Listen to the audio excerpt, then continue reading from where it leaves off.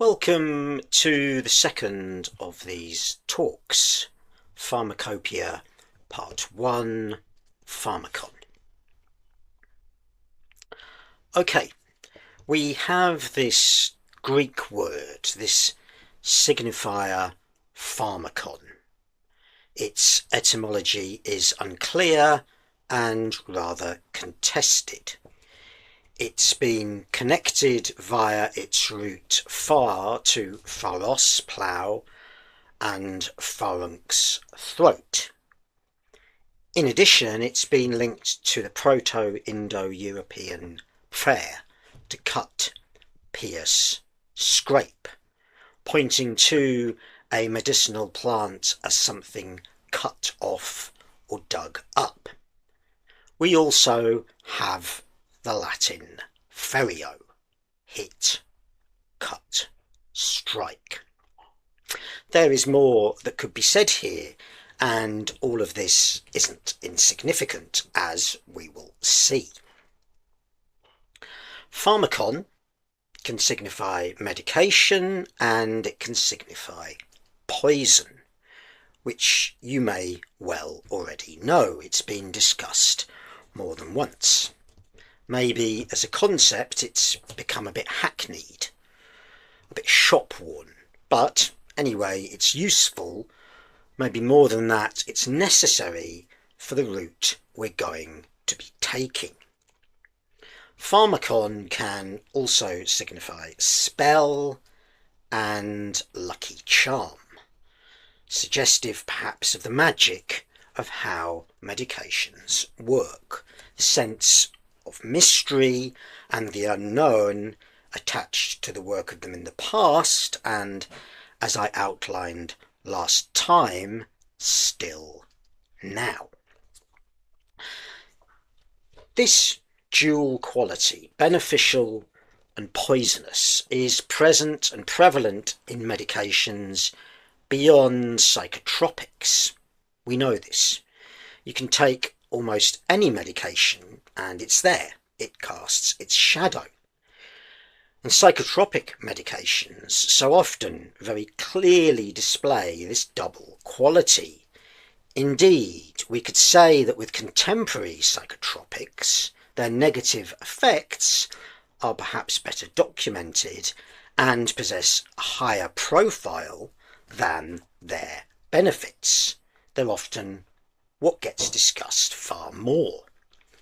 This itself is worth noting in trying to understand, to situate people's transference to medication, their hopes and expectations of it. And this dual pharmakon effect is right there across the history of psychotropic medications. From their origins in the nascent West, in Greece, Hellas, which isn't their origins, we find them used in Babylon, Sumeria, Egypt. The latter, for the Greeks, had a considerable reputation for knowledge of medication and its use. In terms of the mythological origins of medication in Greece, these centre on the figure of Asclepius, the god, actually demigod, it's worth remembering this distinction, of medicine, whose rod with a serpent coiled around it is still frequently encountered as a symbol of medical care today. And Asclepius's name would, in the form of Asclepiad, son of Asclepius, operate as a means of designating an iatros, a term that often gets translated as physician, but this is perhaps a rather narrow modern imposition on a role that's maybe closer to healer. So that Plato has Eryximachus, the iatros from the Symposium, describe Asclepius as our forefather who founded our craft. And in the Protagoras, Hippocrates is referred to as Hippocrates, the Asclepiad. It's Athena who, after the Gorgon Medusa's head is brought to her by Perseus, gives Asclepius 2 vials of blood from the Medusa's jugular veins. With the blood taken from the right side, he could heal and could raise the dead, and with the blood from the left, he could destroy life instantly. Beyond the figure of Asclepius, these effects were deemed, at least in part, contingent on who administered a medication. If given by the right iatros, it could act as a remedy, it could save someone's life, and if, though administered by the incorrect person, it could kill. Here we see Asclepius and at one remove Athena fulfilling the role we last time saw Artemidorus in his dream book attributing to the gods, as dispensers of divine prescriptions, those who prescribe cures for people. And right here, at the mythical origins of its use, we see medication taking on this dual pharmakon status.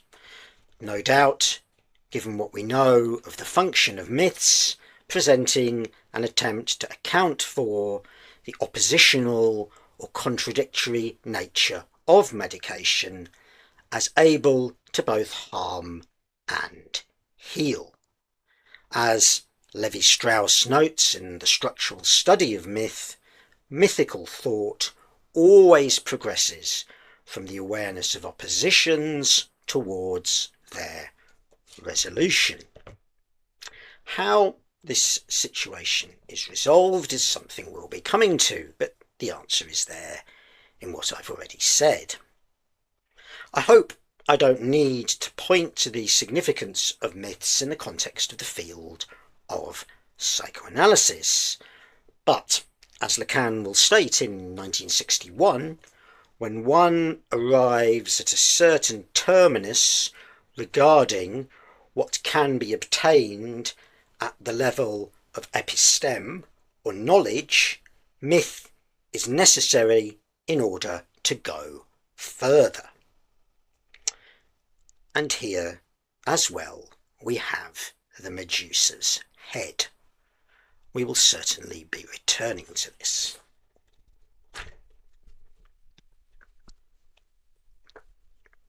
Let's move from the mythical to the material, to the Pharmacopoeia. I'm going to look at 3 medications.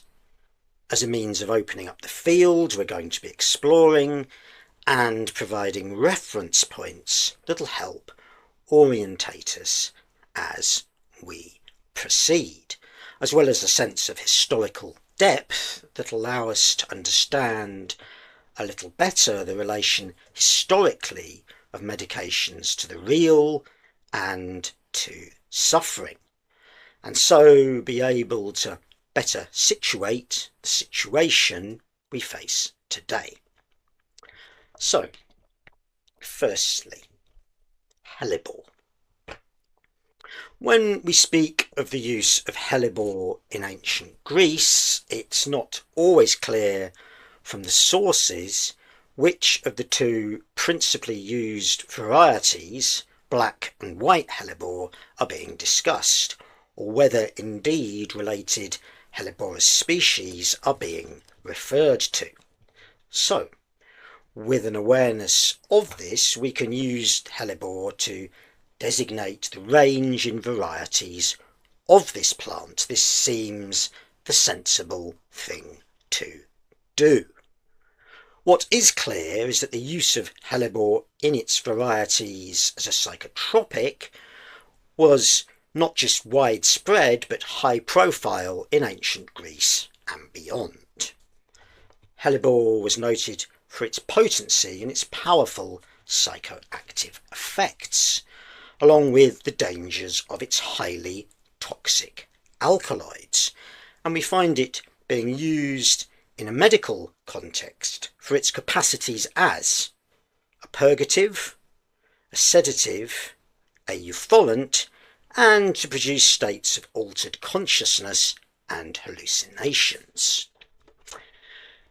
And, as I suggested in the previous talk, it was typically deployed in what we might now call antipsychotic capacity, being used most prominently to treat, the best term, I think, is madness, given the perils of retrospective diagnosis and the difficulty in attempting to diagnose more rigorously or specifically than this, i.e. to offer a structural diagnosis.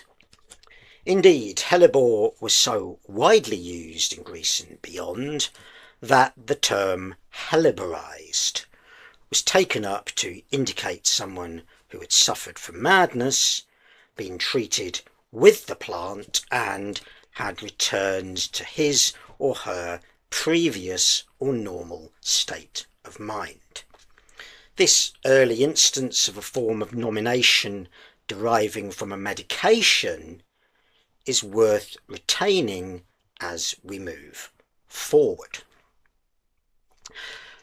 Commentators today have expressed some degree of perplexity whether and how Hellebore worked as a treatment for madness, but we have numerous testaments to its usefulness and effectiveness in the ancient world in this role.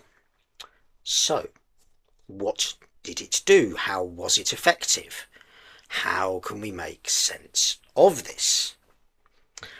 At one level, this was seen as stemming from its producing altered states of consciousness and hallucinations, alterations to cognition and perception, in regard to which the capacity of this to free up, to loosen up a person's thinking and provide greater mental clarity were highlighted as especially significant.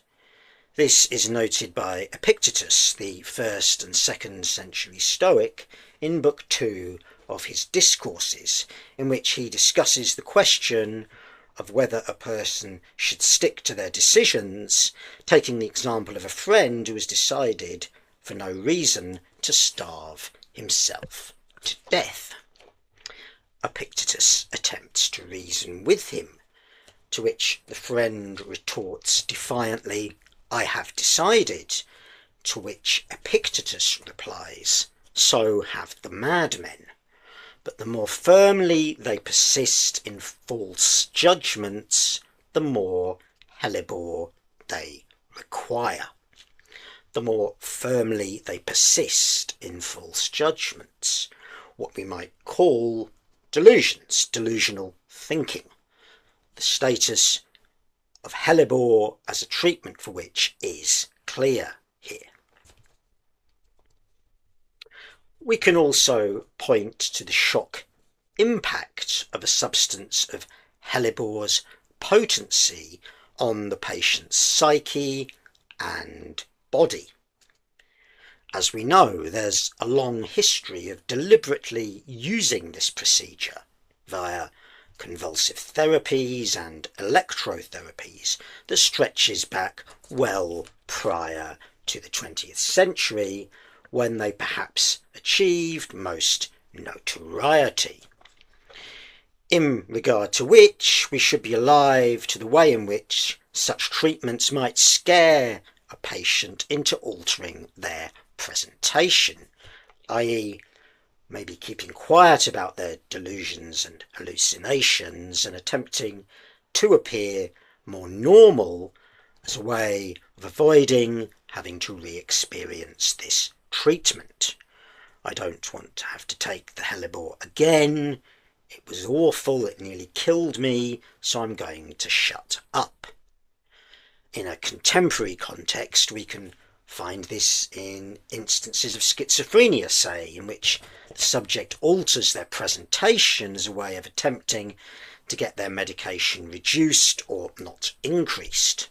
You can encounter this in residential settings. Thirdly, and at least from a present-day perspective, this may appear most contentious, Hellebore's status as a purgative was regarded as a significant dimension of its efficacy in treating madness. How, to focus for a moment on this, can we make sense of this? Well, it's necessary to situate this in terms of the symbolic context or paradigm of developing humoral theory, a theory that would, of course, come to play a significant orientating role in medicine for centuries, and the notion of attaining a balance of humours. I've already referenced black bile in relation to melancholia, but we need to be aware of something that's often elided in modern discussions that equate the Greek use of the term melancholia with depression. The etymology of melancholia is a compound of melan, black, and chole, bile, and can be used to denote one, the substance black bile, and or two, someone presenting with an apparent excess of this substance, with the latter including conditions we wouldn't today designate as depression. Nor, we can add, would the Greek term simply equate with the structure we now call melancholia. So, Hellebore was used as a means of purging the body of an excess of black bile through its operation as a cathartic by inducing excretion. Levi-Strauss's two essays from 1949, The Sorcerer and His Magic, and The Effectiveness of Symbols on the techniques of sorcerers or shamans' modes of treatment and their frequent efficacy, are revealing in this regard. As Levi-Strauss will attest, that the mythology of the shaman does not correspond to an objective reality does not matter. The sick woman believes in the myth of why and belongs to a society that believes in it. Indeed, we might, knowing what we know about the notion of objective reality, want to go a step further. In regard to Hellebore's efficacy as a cathartic in treating madness, this would need to be situated in terms of its administration by an iatros, in the context of a knowledge, humoral theory, and a community, including the sufferer, that, to some extent at least, believed in this knowledge, and perhaps more importantly, accorded the iatros the necessary status as a practitioner of it. The question of the efficacy of what are called traditional forms of medicine has become a significant theme of medical anthropology, where, despite attempts to the contrary, we find the repeated regression to conceiving of and measuring traditional medicine in relation to the modern Western model. Instead, we should probably think of taking on the full implications of the incommensurability of paradigms Kuhn outlines in The Structure of Scientific Revolutions. This would mean admitting why Hellebore worked as a treatment for madness, including its capacity as a cathartic, will, while occurring via its administration in the socio-epistemological context just outlined remain to an indefinable extent opaque to us. Particularly pertinent for us are the questions raised here in regard to the notion of treating the real with the real.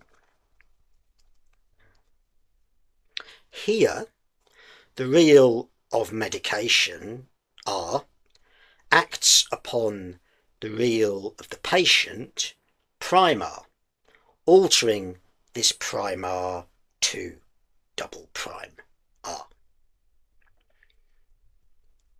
Can we say that this operation can be isolated from the context in which it occurs, its socio-cultural context, if you like, and the subjectivities and transferences of the patient sufferers who inhabit this, which I've written here below the line, with the S-bars denoting individual subjects.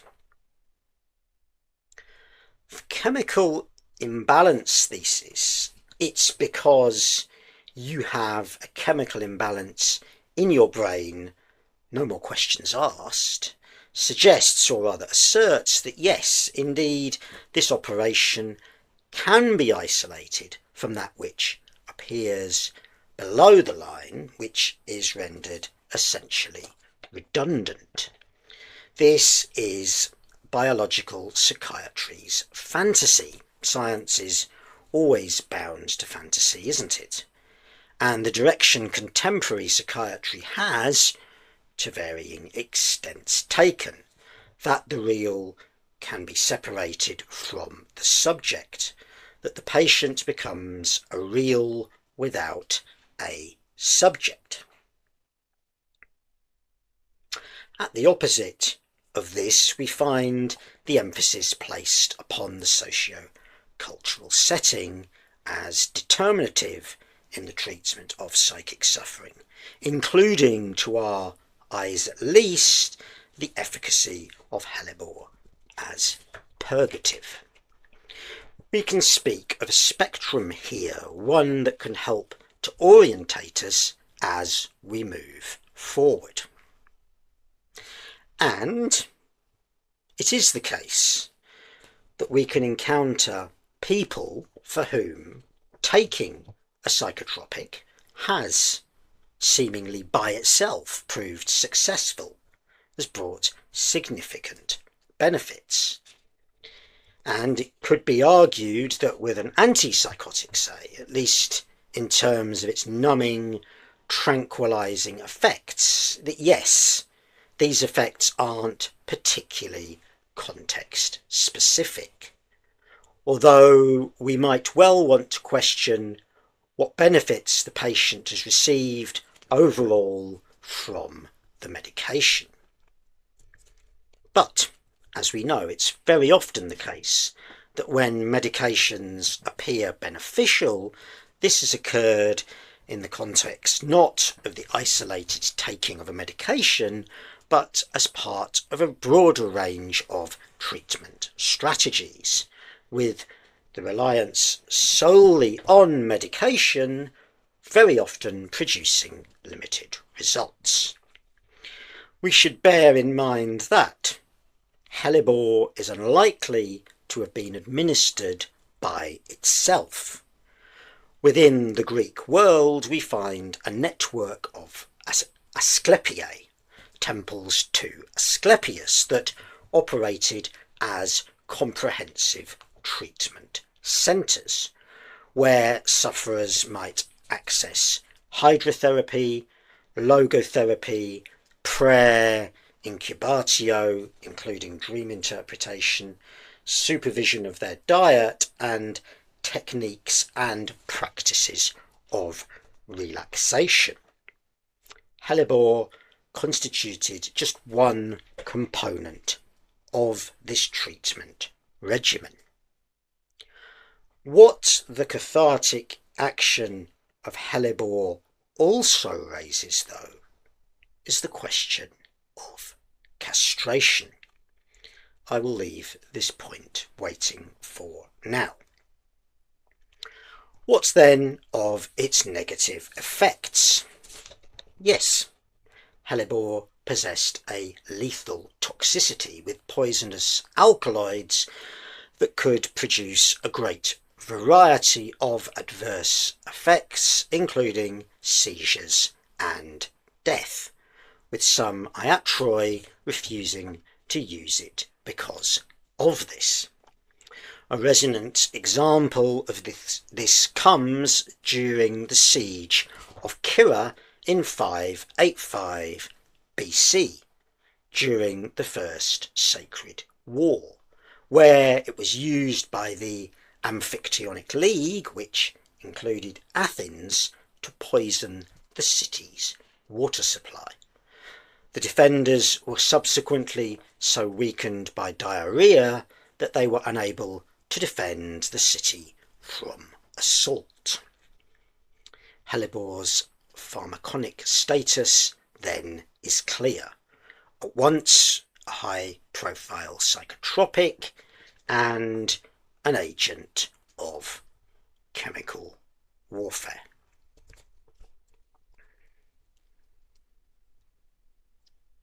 Secondly, then, Mandrake. In some ways, Mandrake possessed a similar profile in terms of effects and uses to Hellebore. It occupied a significant position in the history of medicine for centuries, most notably perhaps as a sedative, anaesthetic and analgesic. It can also produce hallucinations and altered states of consciousness, and was used to treat mania, excitation, and sometimes more severe forms of depression as well. Severe grief and self-destructive dispositions, where it was administered until a near mania state was achieved. So, it could be used as a sedative and a powerful stimulant, a seeming contradiction perhaps, but we know this isn't uncommon in psychotropic medications, both in ancient and modern contexts. Sometimes this can be as a result of side effects or of different individual reactions, and or, as could be the case with Mandrake, different dosages having different effects. And we should remember, in the ancient world, we're dealing with the administration of a plant with an inexact dosage process, different plants possessing different potencies, with variations in preparations and modes of administration. In terms of treating the real with the real, we can say we're dealing with medications made up of a wilder, less tamed real than in modern pharmaceutics. Alongside the functions I've just outlined, Mandrake was noted as an aphrodisiac. We find it mentioned in this capacity in Genesis and the Song of Solomon. A use that raises the question of what constitutes a psychotropic. Lacan will state at least once, I think, that people come to psychoanalysis to address problems with fucking. So we can ask, should aphrodisiacs be regarded as a form of psychotropic? Indeed. What is and isn't a psychotropic medication? Can we draw a dividing line? Are we able to designate this with any clarity? I don't need to discuss diagnoses, but take an individual who's sensitive to bodily pains, and these pains produce anxiety in them. Paracetamol serves to reduce these pains and their anxiety or panic even. Can we say paracetamol functions as an anxiolytic, a psychotropic for this person? Where do we draw the boundaries? Or how about sleeping pills, the Z pills, zopiclone and zolpidem? I won't go any further. You can perhaps see where this is heading, what the logical conclusion might be.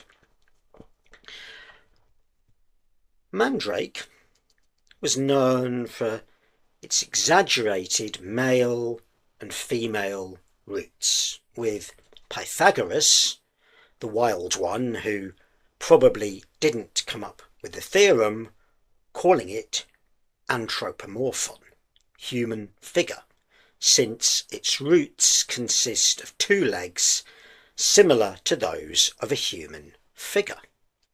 As we see in this image from a 7th century manuscript of Dioscorides' De Materia Medica. When I first encountered this image, there was something shocking, something disturbing about it, something uncanny. It's like an image of something from a folk horror film, a genre preoccupied with the uncanny. And you can find many other images online of Mandrake that are more disturbing than this one. Mandrake as a human figure invokes one dimension of the uncanny that Jentsch and Freud discuss. The inanimate on the verge of coming alive or seemingly holding the potential to. As Freud puts it, when an inanimate object becomes too much like an animate one. Indeed, I want to suggest that the notion of the uncanny provides a means of configuring a significant dimension of a subject's relation to a medication and its effects. I'll be returning to this, but here I want to raise one aspect of this that Freud takes up in his essay, the double. As is suggested at one level, we could say by the crude similarity of these mandrake roots to human figures, they're constituting the double of human beings. The double presents, I think, a fundamental dimension of the experience of taking medication that I don't know, but I don't think has been commented on. I've not encountered it. The way in which being on medication can and does establish a kind of double in the subject, where we can find the playing out of a dialectic between the Heimlich and the unheimlich that Freud locates at the heart of as animating the experience of the uncanny, where a sense of familiarity with oneself, with who one is, comes into contact with the unheimlich introduced by this medication. The production then of a sense in which one is not exactly who one has been. I am, but I'm not. Familiar and unfamiliar at the same time. There are degrees of this, of course. We can say that at one level this can give rise to a certain anxiety in the subject that constitutes one version of anxiety about being on medication. And we should remember that in his seminar on anxiety or anguish, Lacan positions the unheimlich as indispensable for broaching the question of anxiety, as providing a way into the domain of anxiety, so that, speaking of the subject's encounter with the double in the mirror, he will point to the way in which this can give rise to a dawning sense of uncanniness, which leaves the door open to anxiety. I don't feel like myself. I don't feel like me. These are common statements or complaints about taking psychotropic medications. A sense of alienation is invoked here that can denote what's termed depersonalization or derealization. But we don't need to be so stark or to go this far to encounter the version or experience of alienation at play here, which can be more subtle, more subtly ambivalent than this. I'm me, but I'm not me. I do, but I don't exactly feel like myself.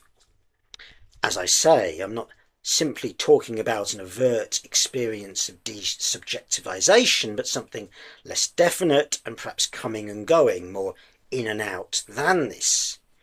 Indeed, the effect of being on medication may not produce anxiety in a clear, definite sense, but still produce a sense of something being not quite right in the subject. And this can in itself be enough to prompt a questioning and indeed decision to stop taking a medication, even when there's a recognition that the medication is beneficial.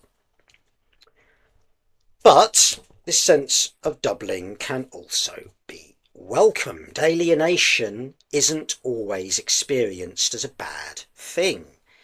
And it's the case that this double in its familiarity and unfamiliarity might be welcomed by the subject as preferable to the state they'd been in, or the person they'd been. We should remember this. But isn't it the case that with psychotropic medications, this sense of doubling is, to some extent, always there? Thirdly, opium. Opium possesses a different profile from Hellebore and Mandrake, having different effects deriving from its principal alkaloid, morphine. It's a narcotic and euphorant. Compared to Hellebore and Mandrake, its effects are relatively straightforward. Its use has been very long-running. We can say it's the longest-running psychotropic. We have evidence of Sumerians growing poppies and harvesting opium 3,000 years before the Christian era. The oldest evidence of ritual therapeutic use of the poppy is a Sumerian text which describes it as hulgil, the joy plant. In Greece, the use of opium was widespread. It was traded internationally. It was an important substance. It was used for its narcotic capabilities to treat anxiety, mania, and excitation. We know that it can be efficacious in this role, and as a euphorant, it was used in an antidepressant capacity. In regard to the latter, it's worth pointing to its rise to prominence in Europe in the second half of the 18th century, with the Anglican family of psychiatrists who owned a number of private asylums around Bremen using opium in a systematic fashion to treat depression, an idea probably imported from Southeast Asia, in what became known as the Anglican treatment. Opium as a treatment for depression extended into the 1920s and 30s, perhaps most prominently in Germany, when it was, there and elsewhere, eclipsed in part by amphetamine. Opium as euphorant and amphetamine as a stimulant did display some efficacy in treating depression, but in its milder rather than stronger forms. Is it notable that anxiety is seemingly easier or more straightforward to treat pharmacologically than depressions. If anxiety is the only affect that doesn't lie, it can be shut up more easily. Maybe this is precisely because it doesn't lie that it's supposedly closer to the truth. I don't know. The negative effects of opium are potentially numerous, the most prominent being that it's highly addictive, both physically and mentally, if we can find the dividing line. And there's the risk of overdosing, which can certainly be fatal.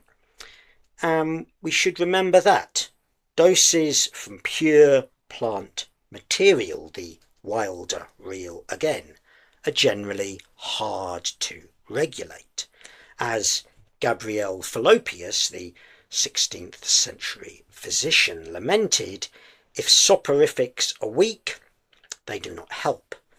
If they are strong, they are exceedingly dangerous. We find opium's ongoing presence in its successors in the contemporary opioid crisis, in which the highly addictive power of these substances is clear. To take figures from 2023, 60 million people worldwide are estimated to be struggling with opioid addiction, with 100,000 deaths per year occurring from overdosing. With opium and its successors, we're in the realm of narcotics, the etymology of which takes us back to the Greek narkoon, to benumb, to be numb. Opium's long history points to the ongoing extent of the desire for this, that there's something essential in many subjects wanting to be numbed against life, against jouissance. As I said last time, chloropromazine, from which so many later psychotropics would derive, was initially used as a surgical anaesthetic. This numbing versus jouissance constitutes a crucial dimension of psychotropic medication. The desire, or can we speak of need here, to be protected, cushioned from life. The idea that being alive is simply too much. This is crucial to grasp. We're not talking about a lack of being, a manque d'être, that's the problem here. That's clear, but it's excess. Indeed, we can say that the greater the subject's capacity to feel life, to be alive, is so often the case that the more they seek to be numbed, at least at points. It's true. This points towards the importance of the fundamental limit, the vulnerability in the human in their relation to jouissance, that outside of the neuroses is always there on the horizon. Something that, taking neurosis as our starting point, our point of departure, can easily serve to occlude. The opioids crisis takes us into the realm of contemporary medications. Here, the double pharmakon status of psychotropic medications is, as we know, often all too clear. As I've already indicated, the negative effects of these medications often achieve more prominence than their benefits, speaking to an inherent suspicion of what's going on here. We find this in the case of antipsychotics. It's a term, a name that has already been commented on, but what a designation. Antipsychotics. It's indicative of the vast range of often debilitating and damaging, and not just in the short term, damaging to the brain and body, effects of these medications that can bring an increased chance of death and reduction in the length of life. And with SSRIs and related medications, we too find a huge range of potential negative side effects. Indeed, the pharmakon status of these medications is all too clear and direct in their being known to exacerbate precisely the conditions they're intended to treat: depression, anxiety, panic, up to and including encouraging suicidal ideations and acts. We know quite how horrendous the effects of a standard dose of a typical SSRI can be in this respect. This shouldn't be underestimated. At the same time, though, I think it's worth placing the dual pharmakon effects of medication in terms of the intake, the consumption of substances generally. We know anything ingested can be a poison if taken in the wrong quantities. Water toxicity exists. Excessive water consumption, we're talking quantity, nothing to do with quality, can be fatal. People die of it up to the present day. We again find something very basic and fundamental here in the human being's relationship to the external material world and the body's limits. I'll be picking this up again. As we saw with Asclepius and the Medusa's head, the question of who administers the medication is positioned as crucial in determining if it's to work or be harmful. As I've indicated in Levi-Strauss's terms, mythical thought always progresses from the awareness of oppositions towards their resolution, moving from two opposing terms with no intermediary to the emergence of a mediator. In regard to the myth of Asclepius and the Medusa's head, it's the giver administrator of the medication who occupies the position of this mediator, the one who will determine whether a medication is or isn't beneficial or harmful. For us, this points towards the significance of the patient's relation or transference to the iatros or doctor, the prescriber, administrator of the medication, and the role this can play in relation to the take-up of medication, the willingness to persist through initial and ongoing negative effects, and to continue to take the medication. Is it fair to say, especially in the case of antipsychotics? This might be true. Van Putten et al. In their 1976 paper, Drug Refusal in Schizophrenia and the Wish to be Crazy, look at two groups diagnosed with paranoid schizophrenia at the Veterans Administration Hospital in Brentwood, Los Angeles. Those willing and those unwilling to take their prescribed medication. Maintenance phenothiazines, a range of typical antipsychotics. And as Van Putten et al. Note, a gratifying relationship with a skilled clinician appears to us to be the only approach to get certain classes of patients to take their medication. It might well be.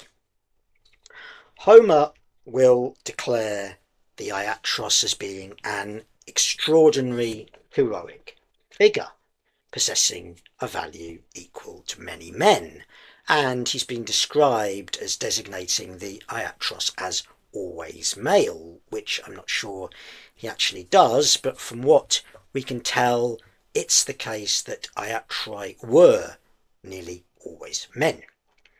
In Book 4 of the Odyssey we find Helen of Troy, secretly mixing the mythical medication Nepenthe into the wine of the party assembled for Telemachus at Menelaus's court, to calm them and make them forget the horrors of the Trojan War.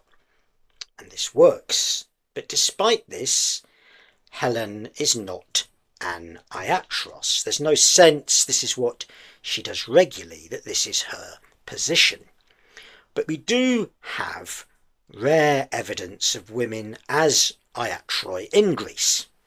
The best known is perhaps Phanostrata of Attica, sometimes referred to as the first female to take this role, with two stelae from 360 to 340 BC referring to her perhaps notably as iatros, the masculine form, rather than the available iatra or iatrine, the feminine forms.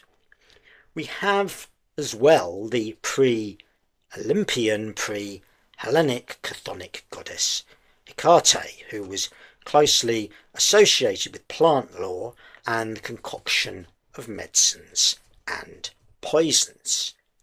She was, though not typically well regarded by the Greeks, who emphasised her destructive powers as opposed to her creative ones, and came to be almost solely associated with the secret rites of black magic. We can draw a clear contrast here with Asclepius.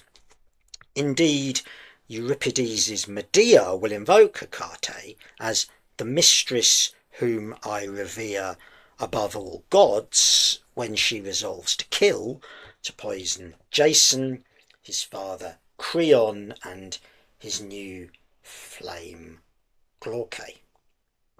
We would have to wait until the 19th century for figures such as Elizabeth G. Anderson, Elizabeth Blackwell, before women are allowed, that always disappointing verb, to become doctors.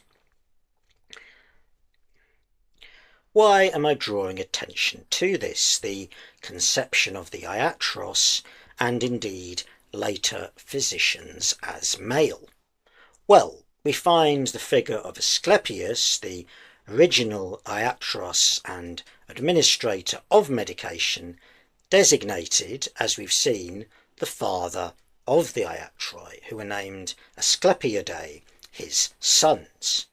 And it's to the relation of the figure of the iatros to the father that I now want to turn, in moving from the gods to God, Yahweh of the Tanakh, and in his Christian form, God the Father of the Old Testament, from that great Lacanian text, the Bible. In Seminar 17, Lacan will speak of the book of Hosea in relation to the critique and revision of the Oedipus complex he presents in this seminar, and of the father's position in Oedipus and in regard to the sexual relation, declaring the text Hosea is extraordinary, and bringing in Professor André Kaku, Professor of the Sciences of Religion of the Haute Etude, to discuss it. Hosea is one of the minor prophets dated to circa the 8th century BC. The book of Hosea documents Israel's abandonment of Yahweh for other gods, Yahweh's response to this, and the promise of their eventual reconciliation, with the book opening by casting Israel as Hosea's unfaithful bride, Gomer. Yahweh's reaction to Israel's betrayal is one that moves abruptly and repeatedly from revenge to mercy and back again, at times seemingly without reason. As Lacan notes, these entreaties by Yahweh to his people, which contradict one another from one line to the next, it makes you sit up and take note. And they do. Hosea offers a striking portrait of God the Father dare I say, his most capricious and double-sided. The element I want to draw attention to here is the position of God as iatros, or in the Hebrew, Rapha, also healer, that we find here, in one of the starkest depictions of God taking this role in the Old Testament. Although, as we're going to see, this position is far from one-dimensional. If we turn to chapter 6, verse 1, the people of Israel are speaking. Come, let us return to the Lord. He has torn us to pieces, but he will heal us. He has injured us, but he will bind up our wounds.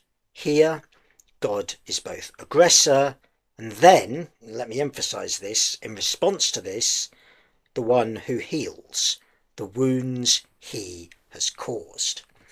If we move on to verse 4, God is now speaking of Israel's betrayal. What can I do with you, Ephraim? What can I do with you, Judah? Your love is like the morning mist, like the early dew that disappears. Therefore, I cut you in pieces with my prophets. I killed you with the words of my mouth. Then my judgments go forth like the sun. For I desire mercy, not sacrifice, and acknowledgement of God rather than burnt offerings. What we find set out quite closely here in this dual conception of God is the twin version of the Father as Lacan conceives of it in his reformulation of Oedipus in Seminar 5. Namely, we have God the Father presented here in close accordance with the imaginary father of the second moment of Oedipus, who says no, who declares an absolute no, that serves to prohibit the mother from positioning the child as being her phallus, and to prohibit the child from being the phallus for the mother, with the child ousted from this position. This is imaginary castration. Indeed, we might see the tribes of Israel presented in relation to Yahweh not solely as an unfaithful bride, but also as the children of Israel. This is the God who has torn us to pieces and cut you to pieces, who killed you with the words of my mouth, his no. And yet, alongside this, indeed switching with this, we find in these sections of Hosea a God who will heal us, who will bind up our wounds, who states, for I desire mercy, not sacrifice, and acknowledgement rather than burnt offerings.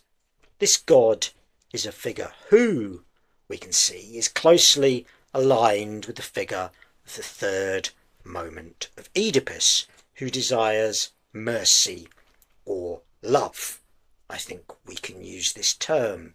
The Hebrew chesed supports this. For no matter how impersonal the form the Father as function, the paternal function may take, is it not the case that we can speak of a love at play here? This is an important question clinically that we will be returning to. This is the Father who can give the child something in place of what has been lost, in place of the imaginary phallus, the symbolic phallus, capital Phi, that the child can now have. This is the symbolic Father. For I desire mercy, not sacrifice, and acknowledgement rather than burnt offerings. Indeed, we can read acknowledgement here, which could also be translated as knowledge of, as recognition of God's symbolic status, namely of the name of the Father. As such, we can position Hosea and its portrayal of Yahweh as switching between these two sides, as harming and healing, as providing a vivid commentary on both the transition from the second to third moments of Oedipus and the shifting position of the father as function in Oedipus. As Lacan will state in Seminar 5 in commenting on this transition, quote, "But this transition is a stage in which you can clearly see that the two sides of the father are always liable to switch. There is something abstract and yet dialectical in the relation between the two moments I have just been speaking about, the one where the father intervenes as prohibiting and depriving, and the one where he intervenes as permissive and gift-giving." End of quote. And this shifting position underpins the place we so often encounter the father occupying for the analyse and clinically in our work with neurotics. Yes, but not only there. It lies at the root of the ambivalence felt for the father. I want to suggest that Hosea evokes then the terms in which conceiving of the iatros as father links the iatros to these two dimensions or stages of castration. Both, and the first may be somewhat less obvious than the second, the negative process of the loss of being the imaginary phallus and the pain that can accompany this that we encounter in clinical work, and the possibility of having the phallus with the gains it can bring. We will be taking this up further. Indeed, can we not regard castration as conceived of in these dual terms as itself taking on the quality of a pharmakon, as pharmaconic? So, to take us back to medication. If then the conception of the iatros as father, including as prescriber of medication, positions him as an agent of castration, is it possible we can speak of medication itself in similar terms? These are the questions I'm going to be taking up in the next talk. If you liked this video, click on like and subscribe to the channel.